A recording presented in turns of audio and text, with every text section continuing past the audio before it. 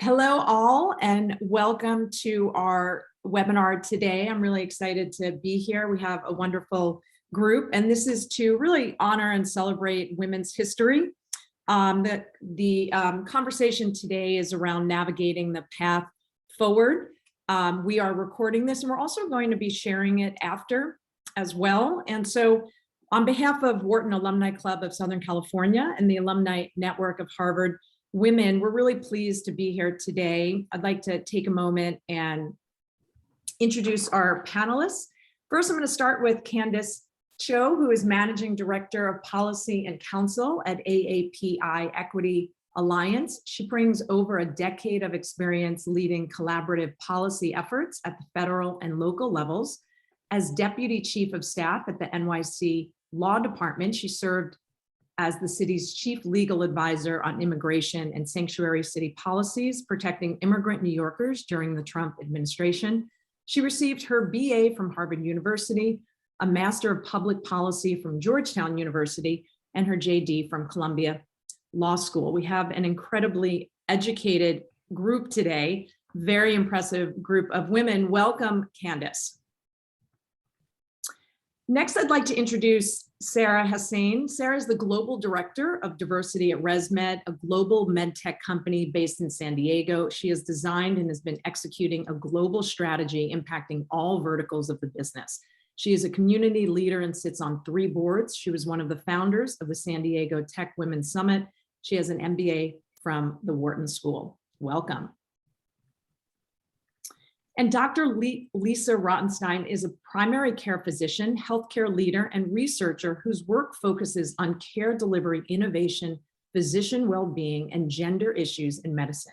She is an assistant professor at Harvard Medical School and associate faculty at Ariadne Labs. Sorry if I mispronounced that. She was named a 2021 Stat Wonderkind and selected as MedTech Boston's 40 Under 40 and an Aspen Spotlight Health Scholar. She's a graduate of Harvard College, Harvard Medical School, and Harvard Business School. Welcome. All right. So one note on questions, we are just going to take them as we go. And so if you have a question, please put it in the chat and we will just work it in. And I really appreciate everyone being here. So to start it off, like to start with this question. So I listened to a powerful interview with the founder of Girls Who Code, Reshmi, and she stressed the need to name and surface the important issues to discuss, such as redesigning the workplace, subsidizing childcare, having paid leave for men and women, implementing mental health benefits, or other things that employees need.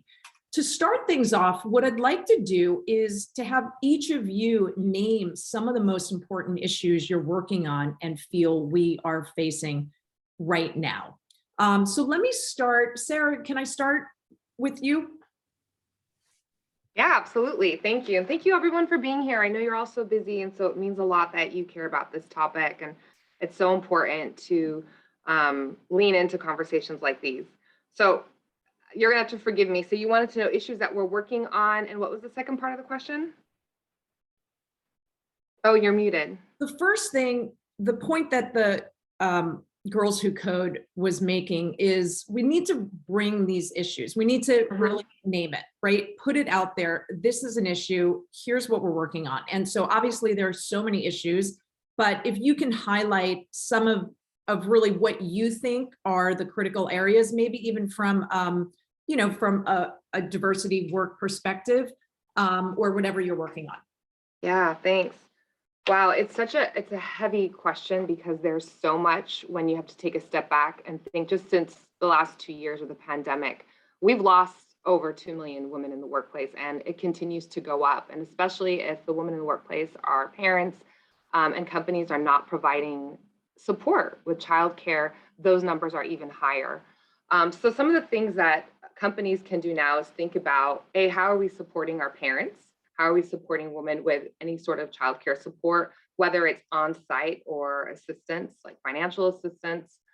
The second part is retention programs, and that falls directly under an inclusion building umbrella. Things like mentorship and promotions, giving women a path and helping them understand, how am I going to navigate my career here?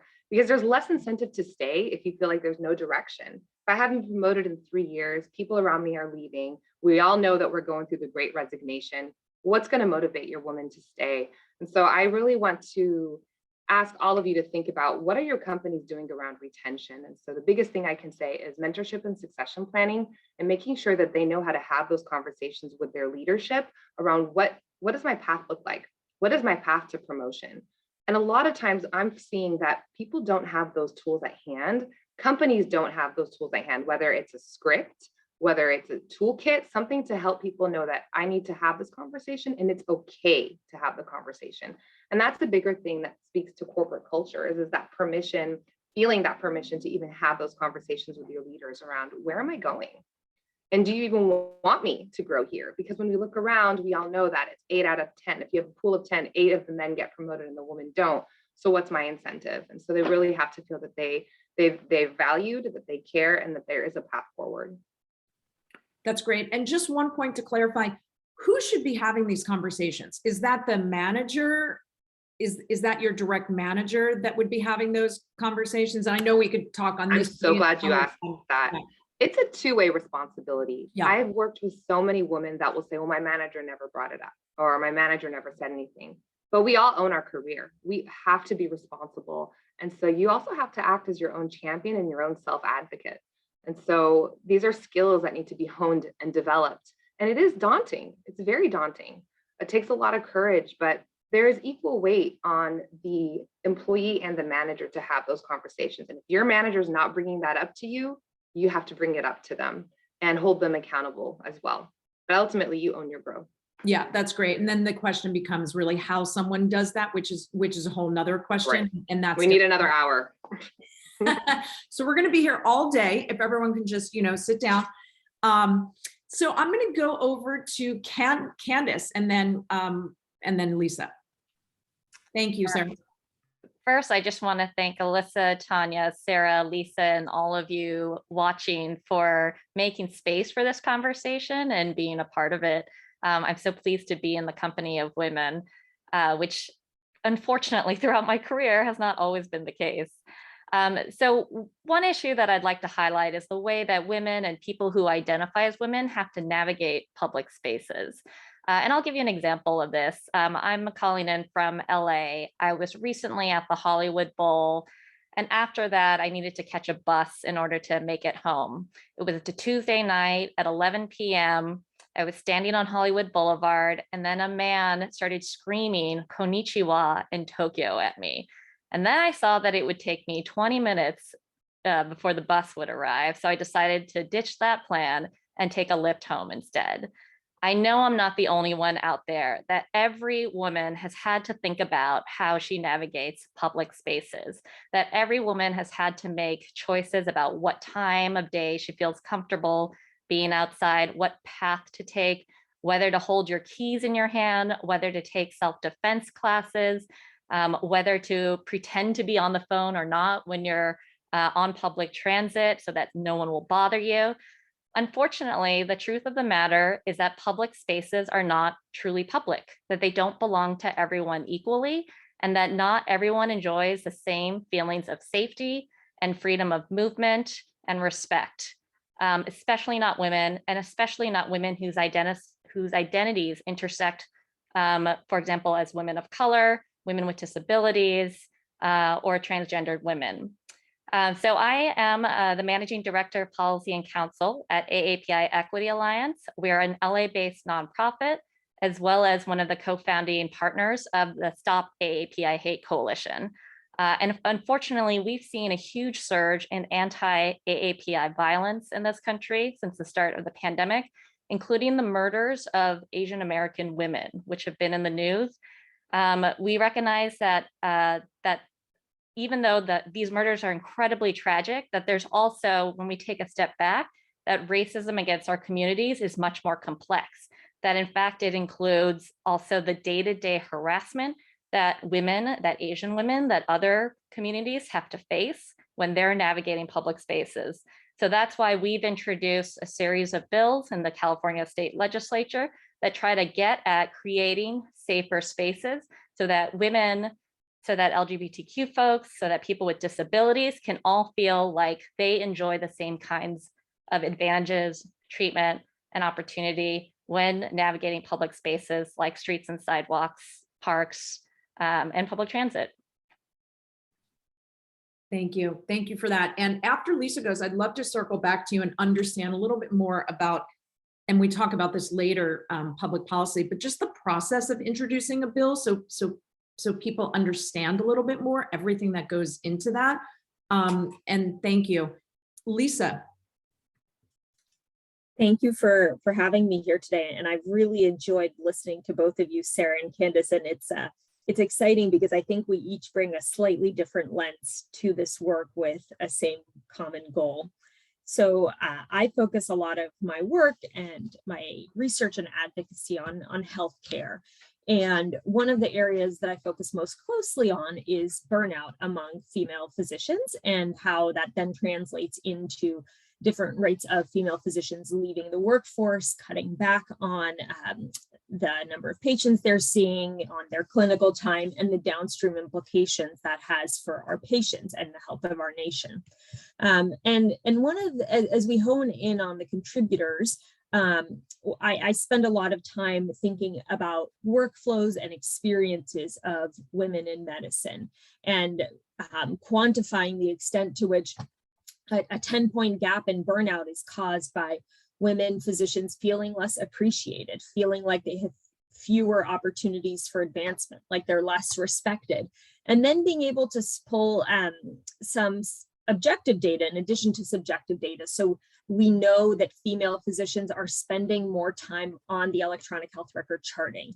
They are writing longer notes. They also get more messages, both from their patients and from other colleagues. And so there's different expectations. And so I come at this work thinking, how do we make the case for providing resources to improve the experiences of women in medicine, to keep our women physicians engaged and make this a long-term career for them.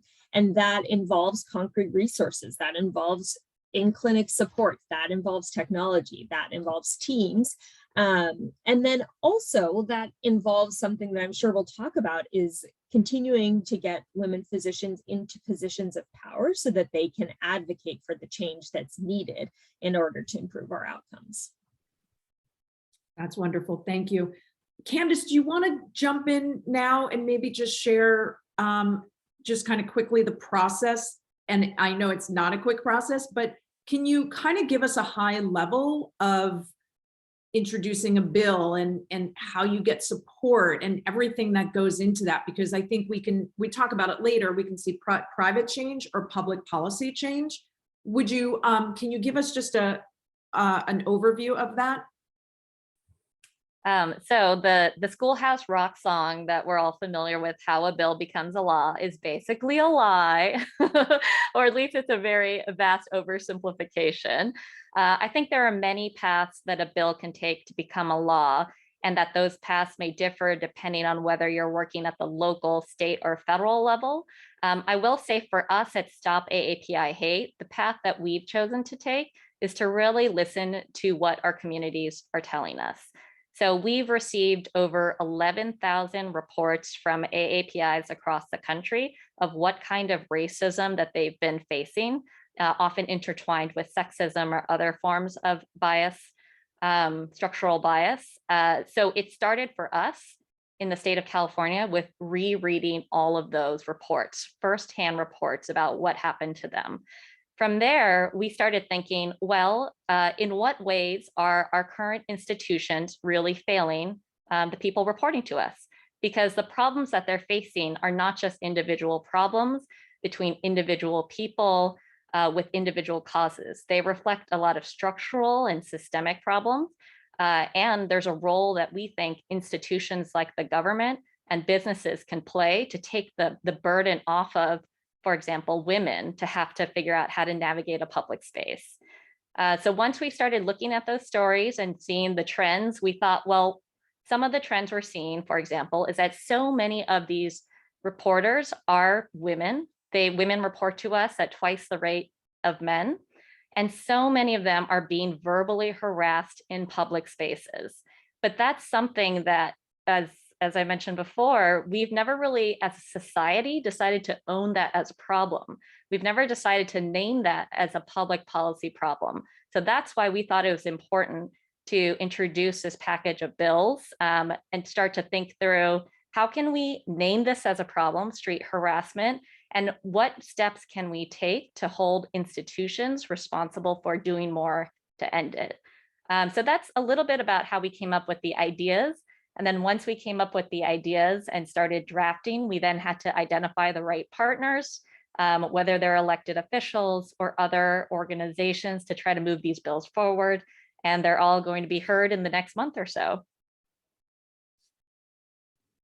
Thank you. That's exciting. And I also just wanted, I don't know if I shared my name when we started. My name is Alyssa Feinerman, and I run events for Wharton SoCal. So just so people know who's talking. So thank you all. Let's continue moving on. One thing that I realized is, often it seems that if someone is not specifically impacted by an event, that they may just, number one, not see it as an issue. And I've been having the conversation of diversity a lot. And, there might be guys who say, look, we just want to hire the best person, right? I listened to a seminar yesterday with Sally Krawcheck, just talking about how obviously diversity, you see the numbers, right? You see the importance of having different perspectives, even around an issue. And so, I guess the question here is, how do we navigate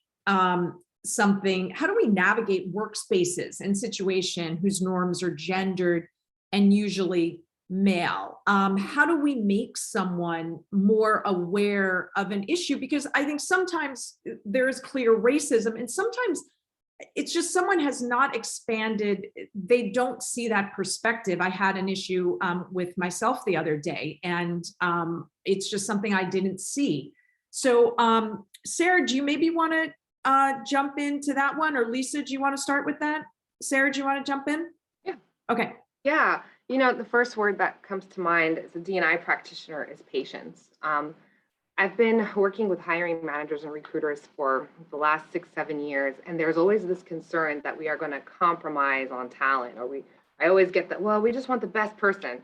But the challenge is that we're navigating biases, because there's this perception that a hiring manager has, maybe, Lisa, what you said earlier about maybe who is a physician, right? Who is a doctor? Who's this perfect software engineer for this role, and kind of pushing back. And so one thing, again, is kind of helping them think through, well, tell me more about why you think it's this degree, this person, this background, this gender.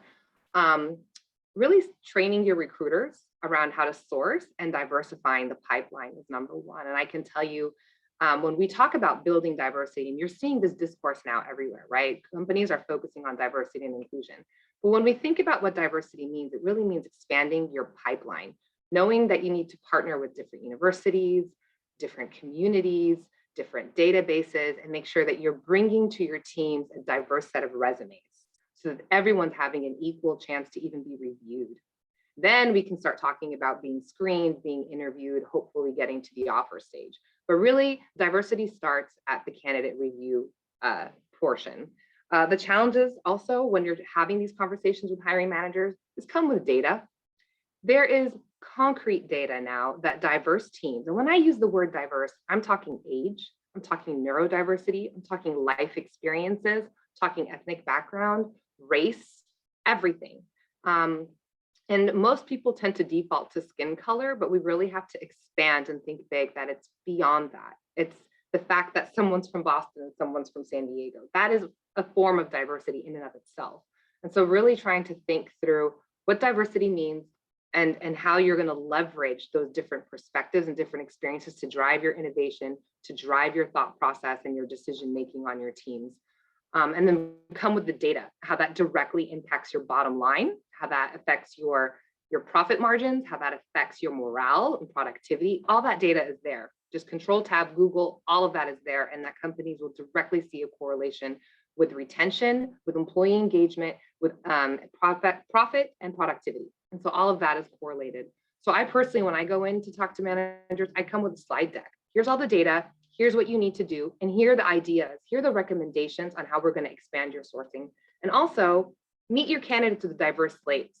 If I'm going to interview Candice for a role on my team, I want to make sure that she gets to meet different people, right? So she's not just seeing 5 of me when she interviews for my team. She doesn't want to meet 5 people just like me. And so it's really important that also how you show up as a company, that you're also showing up with diversity in mind as well. Yeah, thank you. Lisa, did you want to jump in?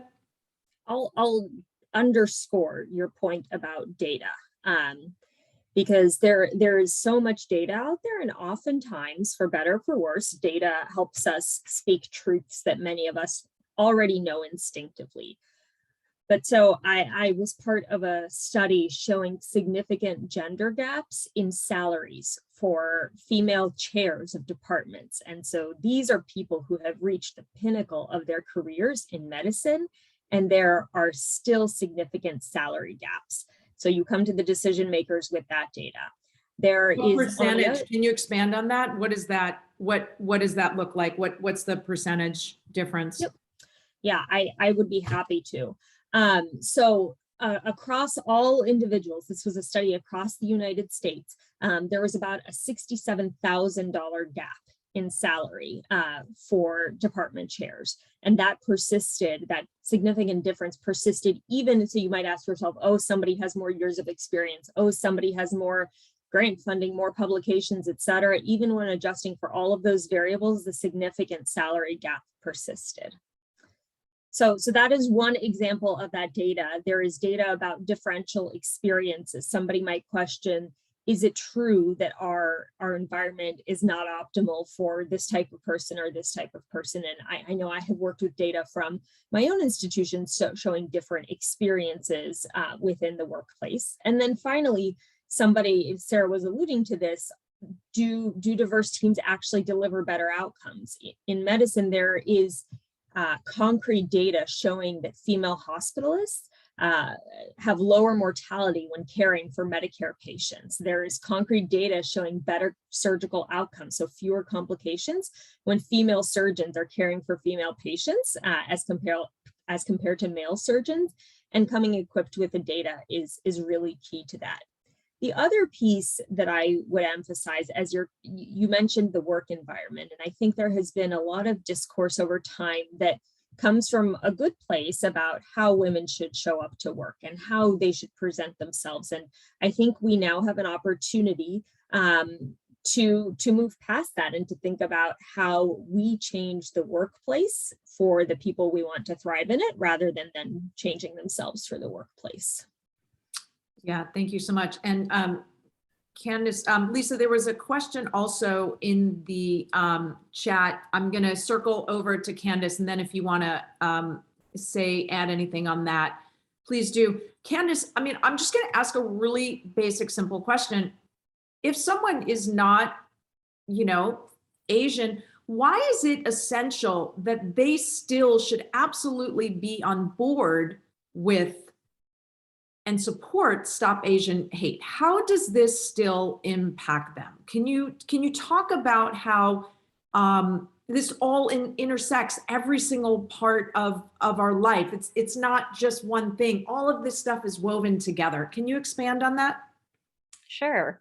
So I think especially in the United States, we like to think that we live in a meritocracy, that we get the opportunities, the advantages, and the treatment that we deserve, when there is an abundant amount of data and our own history shows us that is simply not the case. That in fact, the way you're treated, the opportunities you get through life, whether they're on the job side, the health side, your ability to move freely through your neighborhood, they're all determined by many factors that are beyond your control that have to do with different aspects of your identity. And obviously, I think a lot about race and ethnicity at Stop AAPI Hate, but also obviously gender, whether you're able-bodied or living with a disability, your sexual orientation, your gender identity, et cetera. So I think anyone who thinks that we should be living in a meritocracy should care about the multiple forms of structural bias that act to take away from the fact that we really don't live in a meritocracy, that not everybody enjoys the same opportunity to succeed, and that these differences are based on factors that are beyond our control. So for example, a lot of the stories we hear are about people who are just going about their daily lives. They're often women who are going to work, who are taking their kids to school, who are going grocery shopping for themselves and their families. And then somebody will go out of their way, a total stranger, to call them a slur, to blame them for having COVID, or blame them for causing COVID, which has nothing to do with what that woman was doing or how she was living her life. So I think if the sense that if anyone is offended by the idea that they don't live in a meritocracy, they should care about anti-Asian hate, they should care about anti-Blackness, they should care about any number of the forms of oppression that make it harder for all of us to live equally free lives. Thank you. Thank you. Agree. Lisa, can I just add something to that yes. too, if that's okay?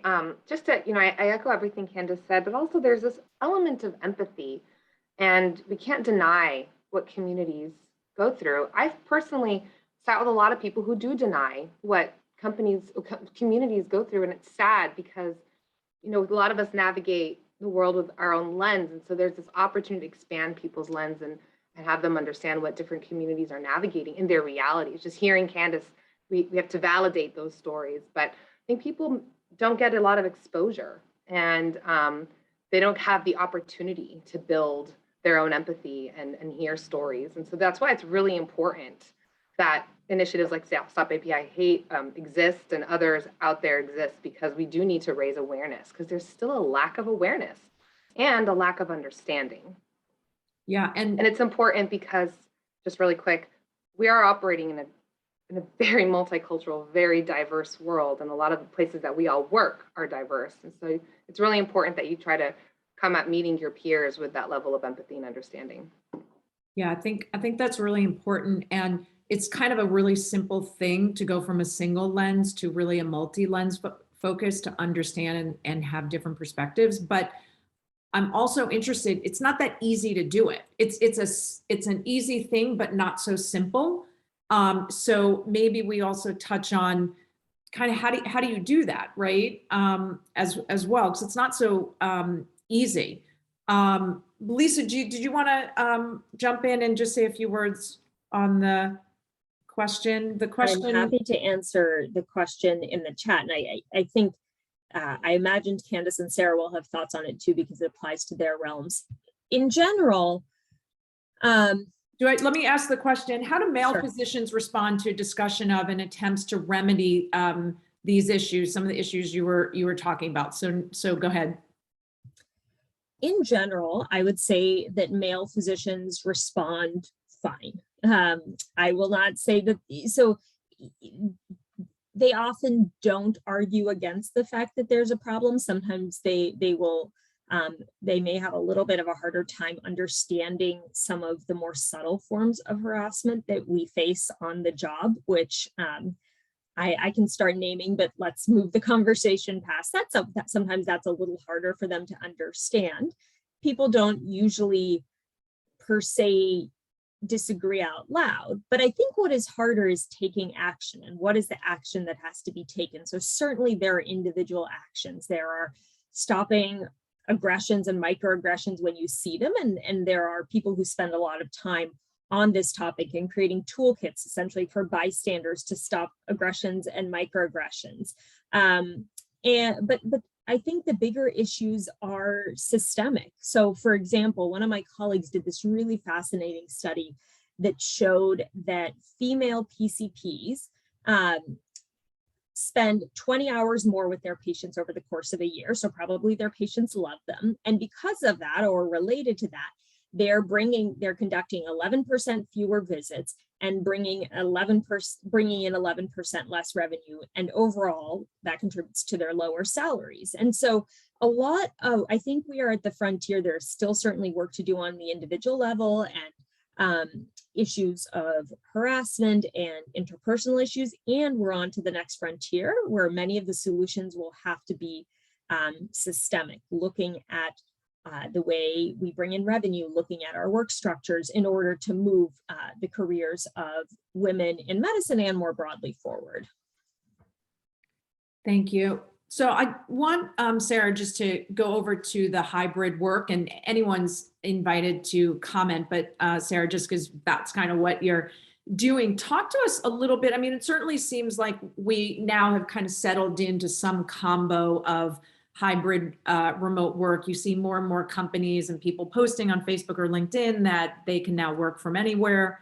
Can you talk a little bit about the redesign and just expand in terms of what do companies need for all genders, namely women, when looking at this new model and retaining talent? Like, what are some of the highlights, the keys for what you need? I mean, for example, we need collaboration, but what does that look like?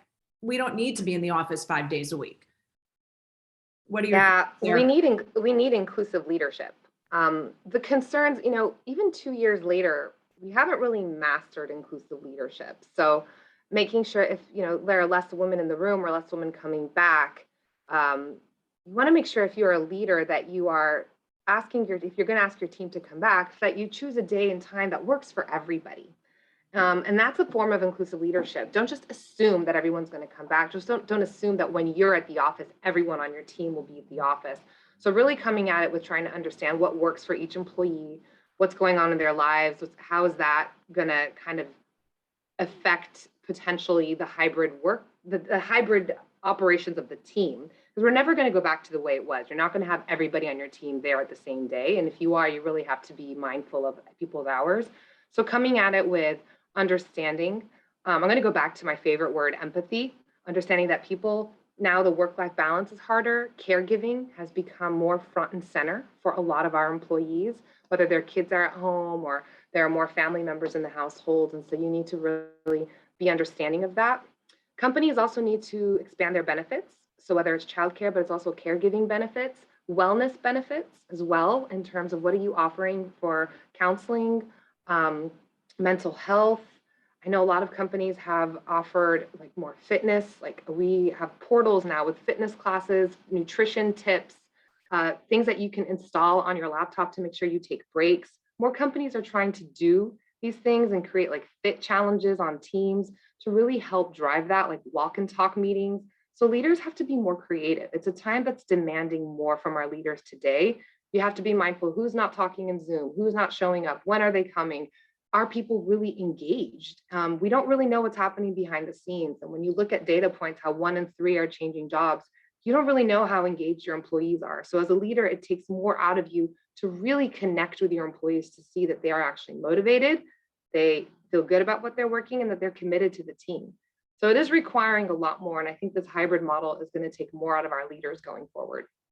Yeah, and it sounds like it's really also, we're kind of moving from IQ to EQ. We need leaders who are really emotionally intelligent, which, you know, that's a whole different conversation. Yeah. Candice, did you want to jump in and add something? Yes, Alyssa, I just wanted to name a point of connectivity among what Sarah, Lisa, and I have been saying. And what I'm hearing a lot is that we need more people to be willing to recognize other people in their full humanity. Why should you care about anti-Asian hate? Because if it happens to one of us, it happens to all of us. How do you be an inclusive leader in a hybrid workplace? You have to actually ask your employees how they're doing and listen to what they say. Or as Lisa mentioned, female physicians, they spend more time with their patients and their patients end up loving them, but they end up in some ways disincentivized or punished for doing that because they get paid less. And I think what we're starting to see come out of our conversation is the need to create more systems and structures that reward and incentivize this kind of behavior in which we are willing to see each other in the fullness of our humanity, so that we're not just an employee, but a person with a whole life outside of work. And that is an important part of how we show up at work or in any space. Yeah, I think that's really important, the incentive structure. And then also, I think we're talking about really people over profits. Right now, it's profits over people. You know, and so that kind of needs to, we need to look at that and be mindful. Lisa, did you want to add anything? I'll jump off of your last point to say that it's not necessarily a dichotomy. Part of what we're seeing with the Great Resignation, particularly in healthcare, and yet this applies in other industries, is that resignation has costs and turnover has costs.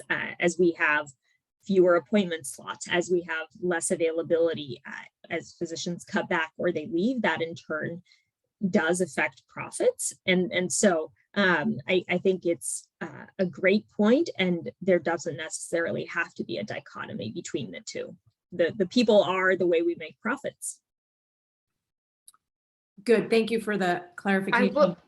I will say though, it's interesting now because this is the first time where employees do have power. They can, in an interview, they are asking, what are you doing for diversity? You know, how diverse is your board? I'm seeing more and more candidates now asking, and you never saw this before. So especially with like the Gen Z and younger millennials, they are holding their companies more accountable. So we are witnessing many shifts. All right, so let's move into question of leadership a little bit. According to a report in Harvard Business Review, women make up just 18% of hospital CEOs. And Lisa, I'm going to share some of these stats, but you might have more recent stats, so feel free to correct anything. This was I got a newsletter from UCLA, and 16% of all deans and department chairs are in the US. 18% of hospital CEOs, and women make up 16% of all deans and department chairs in the US. We know that about 5% of CEOs of all Fortune 500 companies are women, with just 2 being women of color. So UCLA, I guess some of their numbers were higher. Women make up 59% of hospital executive leadership. But UCLA also went on to share this newsletter that women in medicine receive significantly fewer promotions or advancement opportunities compared to their male peers. This is from the New England Journal of Medicine. Women in academic positions face significantly less mentorship and sponsorship activity. And compared to their male peers. This was from the Journal of American Medical Association. So I guess the question is, how do we, maybe Lisa, you can start from an academic and healthcare organization perspective. What are some of the other steps that you think are important? And then I'd love to hear from everyone to continue to promote gender equity. But I also think there's a lot of different ways to do it. I think leadership is really important. We've just seen Jane Fraser, I think at Citigroup, change their healthcare policy on abortion issues to help people with transportation. And she, and so I think men may not have even seen the need for that, right? And so I think when women are in positions of power, they have a different perspective, as we know. Lisa, can you can you kind of expand on this? Yes, I would love to. There are a number of things we can do, and they really start with actively promoting women. My group and I looked a few years ago, so thinking about academic medicine, and we found that there is a list every year of the top 100 most publicized articles. And it was interesting because there were significantly fewer women physicians who were authors of those articles, or women scientists who were authors of those articles. And so much of advancement, at least in academic medicine, is really about academic productivity and how well you're known. And I think that was a numeric example of what we often know to be true about how much more room there is for sponsorship and promotion of women in medicine and then women across the workforce. We need concrete structures to support and advance women. So some of those start with, really the basics, whether it is getting people scribes to take away the time they're spending on documentation and free them for other activities, to things like leadership training opportunities and programs like the rotational programs that many in business are privy to get people on a leadership track. But something that I have often heard, and it is worth considering, is that we often create leadership training opportunities without subsequent on-ramps into leadership itself. So there isn't often room or careful thought about where people go once they acquire the skills. And so that is an opportunity for us to be thoughtful and create the right structures. And more broadly, I think in healthcare, we've done a really good job of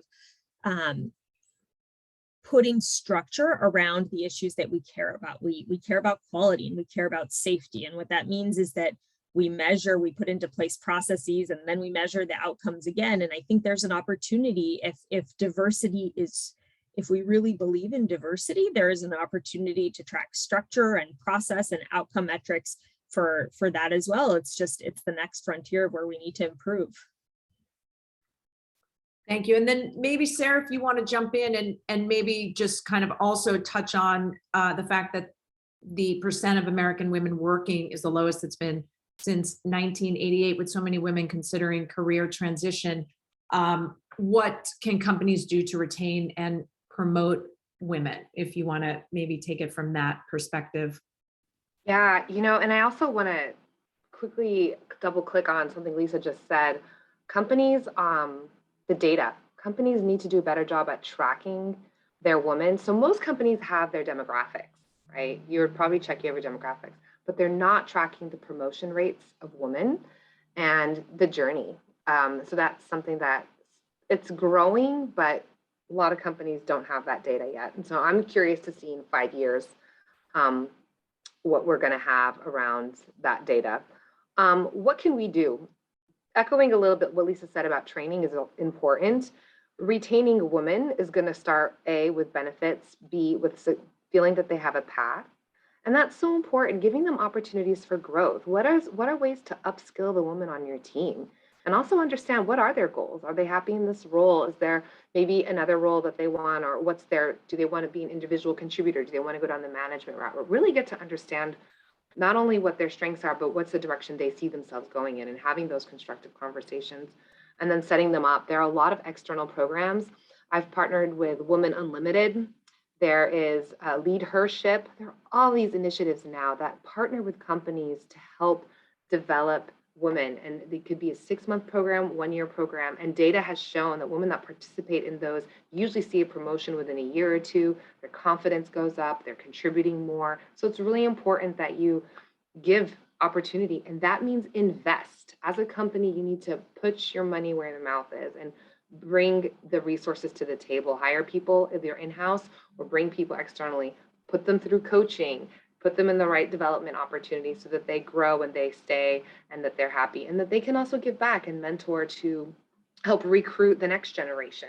Because there's also that pipeline you have to keep in mind as you're developing your talent pool of women now and you're retaining them. They're also going to help you recruit and develop your incoming talent. And so there's something to think about, the long-term corporate strategy around your talent and how you're planning on retaining and developing them.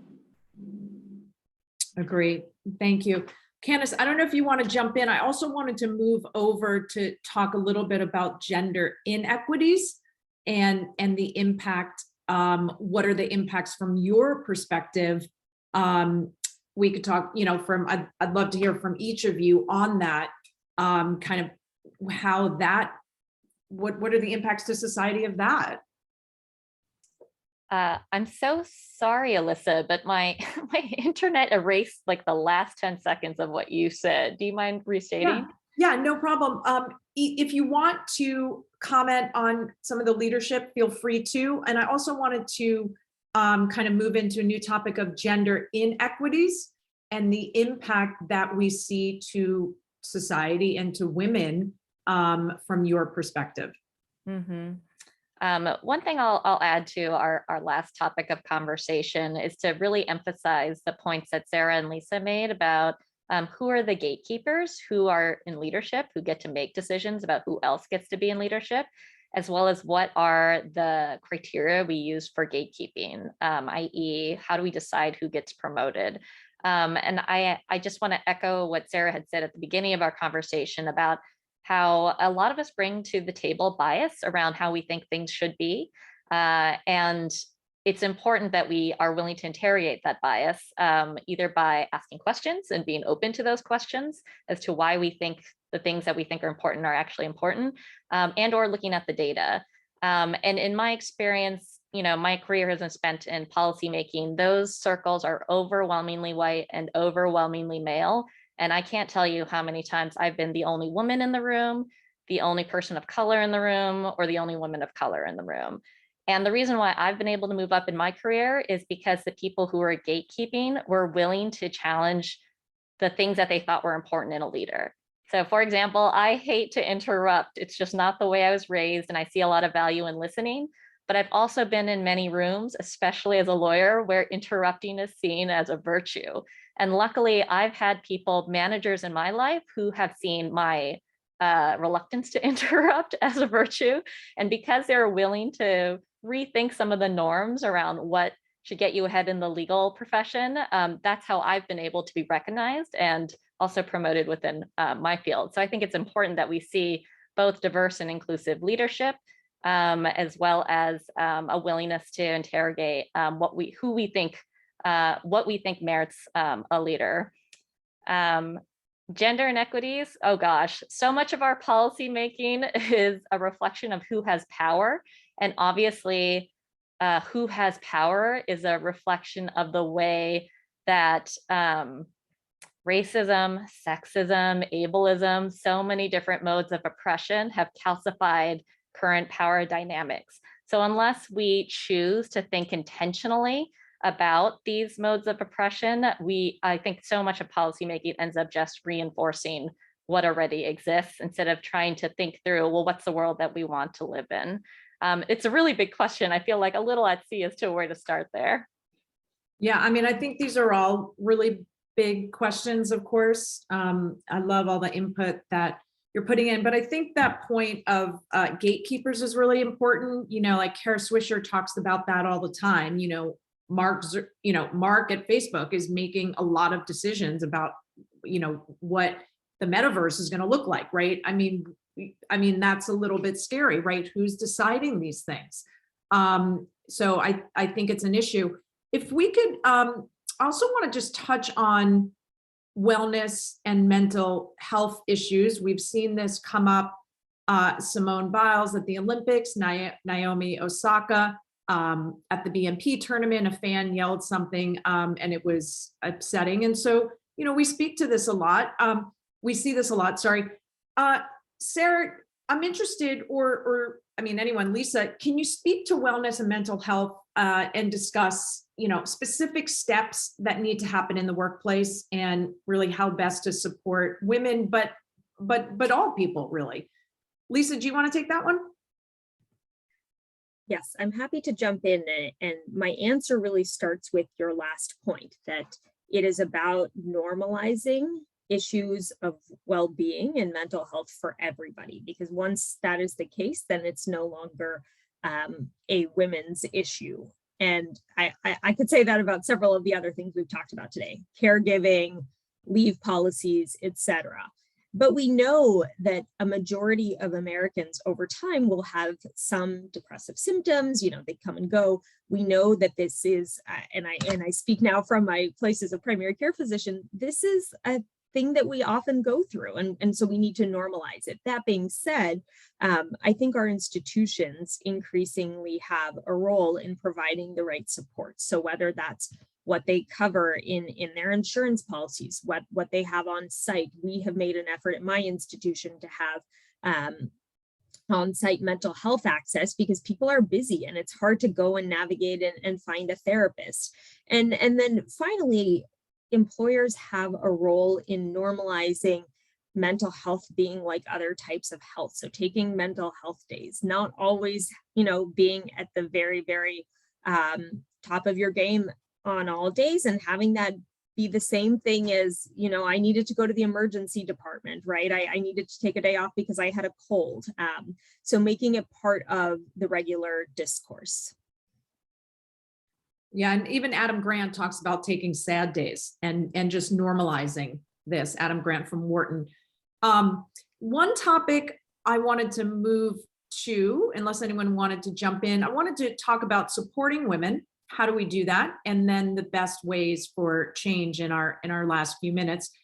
So talk to me, what are some of the best ways we can support other women. You know, I think guys do a great job of this, and I think women probably need to get better. How do they, you know, support other women and help them move to the next level, both from a company and personal level? Is it mentorship? Is it partners? Is it education?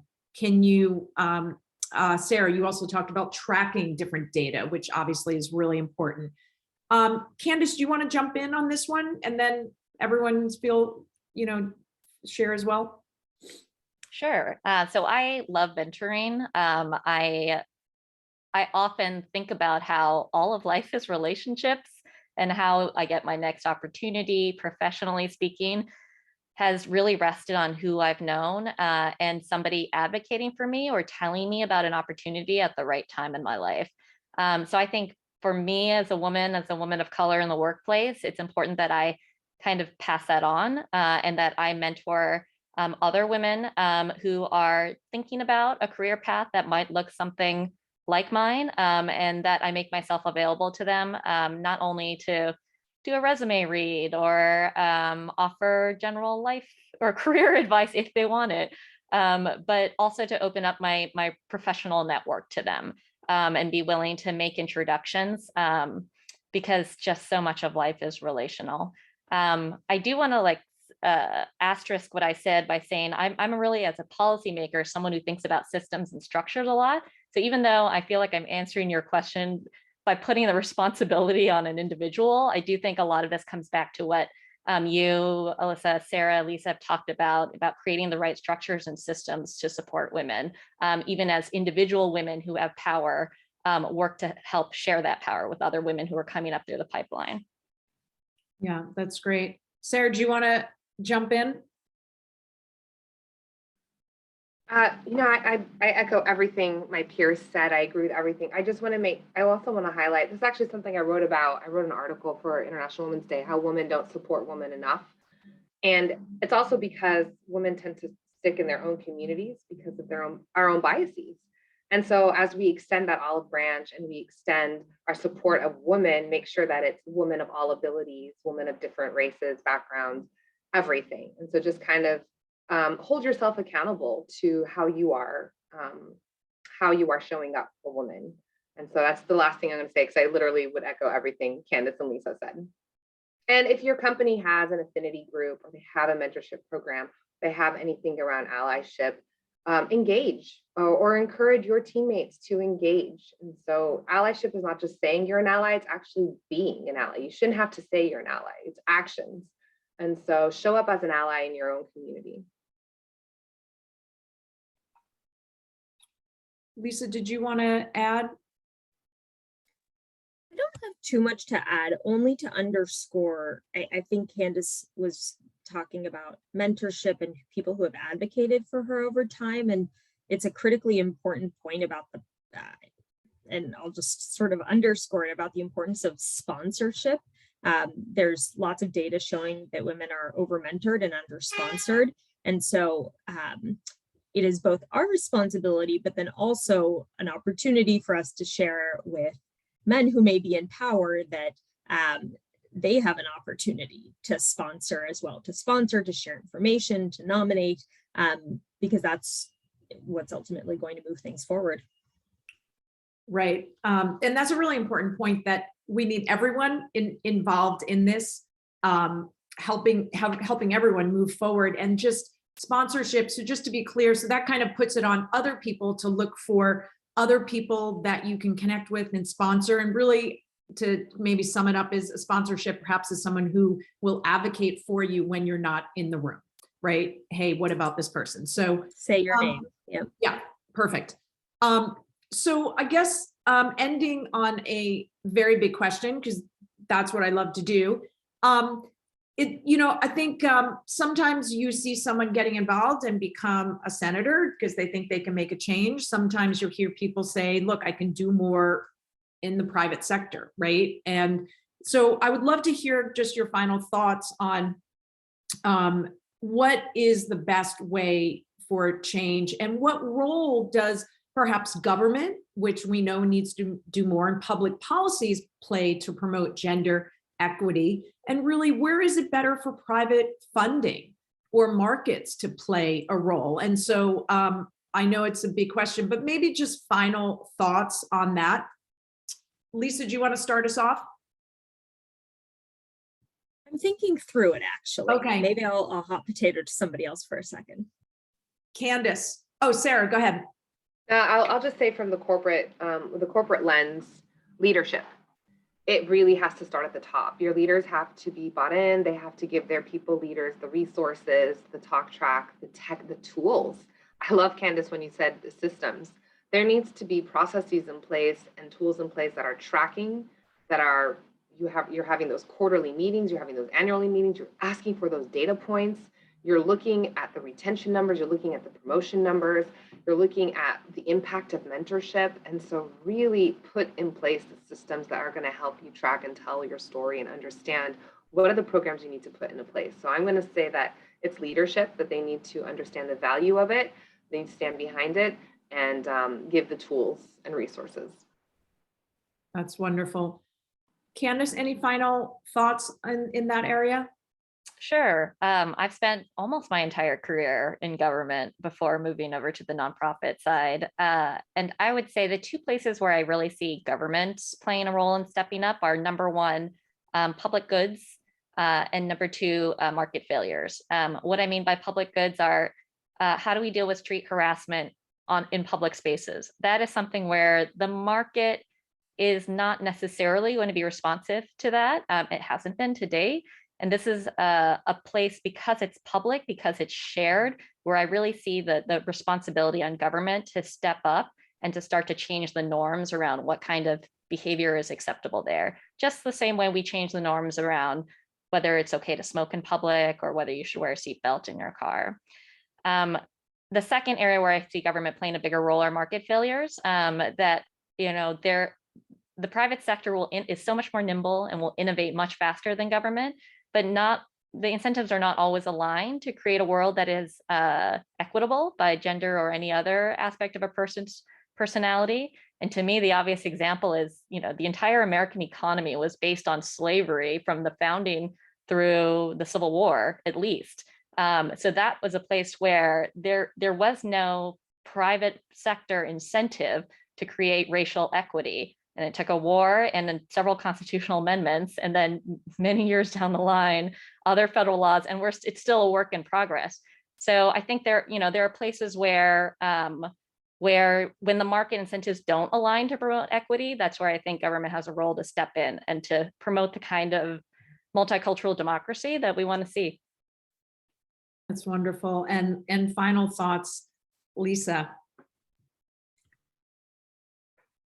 I'll end by saying that we need our institutions, and I'll talk mostly about healthcare institutions, but I think it applies more broadly, that if this is important to them, to incentivize the outcomes we want the way they incentivize other outcomes. So in healthcare, that means if our leaders are held responsible for meeting quality targets and patient satisfaction targets, they similarly they should be held responsible, whether it's through compensation or through their reviews for diversity targets. And I think there are corollaries in other parts of the economy that we can apply to that. We can't hope for improvements just based on goodwill. It just really has to be built into our structures and our incentives. Thank you so much. Thank you everyone for being here. Thank you for an incredible conversation. I knew it would be. Sarah, Lisa, Candice, thank you so much on behalf of Wharton SoCal and Harvard Networks. We really appreciate it. I'm going to share the recording as well. And so thank you, and really thank you for all the work that you're doing as well. Thank you, Alyssa. Take care, everyone. Thank you.